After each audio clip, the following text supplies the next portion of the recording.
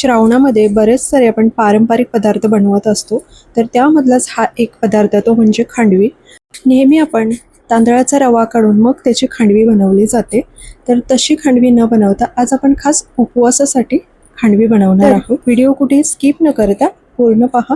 स्वागत आहे सर्वांचं शिल्पा होम किचनमध्ये. चला तर मग रेसिपीला सुरुवात करूया. तर गॅसवरती इथे मी एक कढई घेतली, त्यामध्ये 2 मोठे चमचे तूप घेतलं.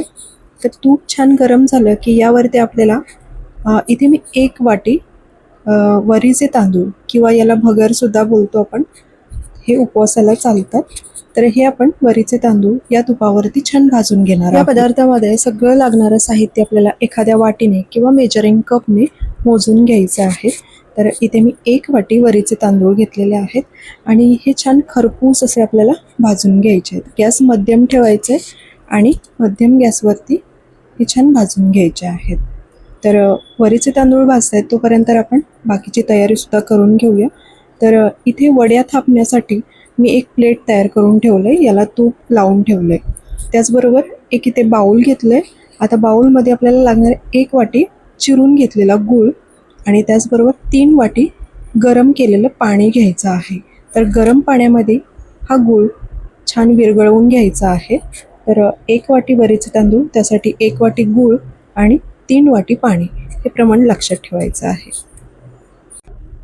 आता हे चमच्याने थोडंसं मिक्स करून घ्यायचे आणि बाजूला ठेवून द्यायचे, ते आपोआप सगळं विरघळून जाईल. आता इथे आपल्याला जे वरीचे तांदूळ आहेत ते भाजून घ्यायचे आहेत. तर गॅस मध्यम ठेवलेला आहे आणि मध्यम गॅसवरती आपल्याला हे छान भाजून घ्यायचे आहेत. तर जवळपास 7 ते 8 मिनटं लागतात हे छान भाजण्यासाठी. तर आता इथे मी पाव वाटी किसलेलं ओलं खोबरं घेतलं आहे आणि अगदी चिमूटभर मीठ घालायचं आहे. तर हे पुन्हा एकदा मी व्यवस्थित मिक्स करून घेतलं आहे आणि 2 ते 3 मिनटासाठी हे खोबरंसुद्धा वरीच्या तांदळांसोबत भाजून घ्यायचं आहे. तर अगदी 2 ते 3 मिनटासाठी मंद गॅसवरती किंवा मध्यम गॅसवरती हे परतून घ्यायचं आहे. आणि बघू शकता आधीपेक्षा हे वरीचे तांदूळ थोडे हलके झालेले आहेत, म्हणजेच हे छान भाजले गेले आहेत. आता इथे फ्लेवरसाठी मी इथे वेलची पावडर वापरलेली जवळपास अर्धा चमचा आणि 7 ते 8 काजूचे तुकडे घेतलेले आहेत, थोडेसे बारीक करून घेतले आणि ते सुद्धा यामध्ये टाकून घेतले. आता इथे आपल्याला गॅस थोडा कमी करायचा आहे आणि जे आपण गुळाचं पाणी बनवून ठेवलं होतं तर ते सगळं यामध्ये ओतून घ्यायचं आहे आणि हे पटापट मिक्स करून घ्यायचं आहे.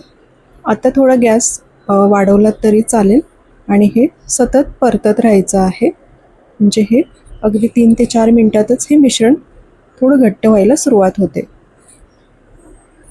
मिश्रण थोडं घट्ट झालं की मग यावरती आपण झाकण देऊन साधारण 7 ते 8 मिनटासाठी मंद गॅसवरती एक वाफ काढून घ्यायची.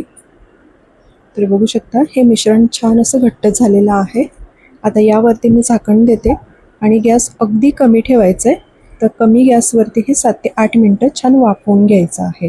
आधीमध्ये 1-2 वेळा चेक करून घ्यायचं.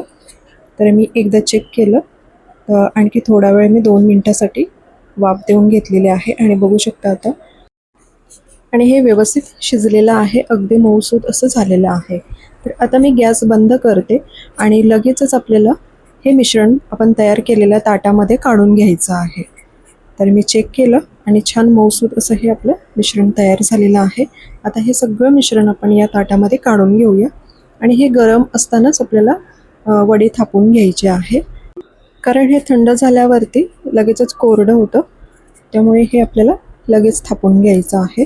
तर हे सगळं मिश्रण मी ताटामध्ये काढून घेतले आणि एखाद्या चमच्याने किंवा एखादी वाटी घ्यायची, त्याच्या तळाला तूप लावायचं आणि छान व्यवस्थित प्रेस करून आपल्याला हे वडी थापून घ्यायची आहे. तर मी ह्या अशा प्रकारच्या चमच्याने छान असं सेट करून घेते. अगदी सोपं प्रमाण आहे.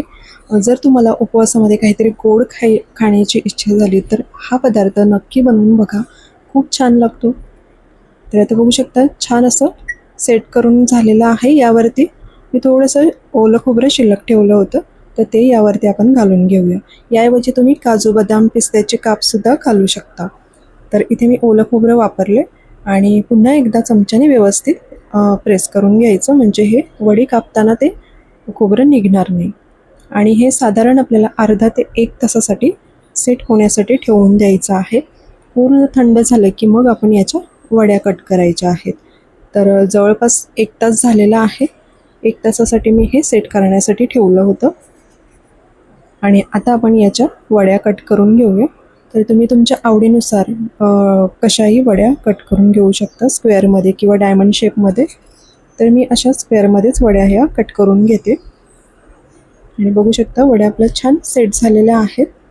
तुम्ही सुद्धा या पद्धतीने ही उपवासाची खांडवी एकदा तरी नक्की बनवून बघा. खायला खूप सुंदर लागते आणि ही फ्रीजमध्ये तुम्ही अगदी आठवड्याभर डब्यामध्ये स्टोअर करून ठेवू शकता. आणि ही एक वडी बघा तुम्ही मस्त सेट झालेले आहे. आता या सगळ्या मी वड्या काढून घेते. आणि ही खांडवी खायला घेताना वरून थोडंसं साजूक तूप घालून घ्यायचं. त्यानंतर याची चव अप्रतिम लागते. नक्की ट्राय करून बघा. तर या वड्या सगळ्या मी एका ताटामध्ये काढून घेते. आणि तयार आहे आपली उपवासाची चविष्ट अशी पारंपरिक पद्धतीची खांडवी. तर बऱ्याच ठिकाणी याला खांडवी किंवा खांडोळी असे वेगवेगळे नावं आहेत. तर वेगवेगळ्या ठिकाणी वेगवेगळी नावं आहेत. तर तुमच्याकडे या पदार्थाला काय बोलतात हे नक्की कमेंट्समध्ये सांगा. आणि अगदी मऊसूद अशी ही आपली खांडवी तयार झालेली आहे. व्हिडिओ शेवटपर्यंत पाहिल्याबद्दल तुमचं खूप खूप धन्यवाद. पुन्हा एकदा भेटू अशाच एका नवीन रेसिपीसोबत. थँक्यू.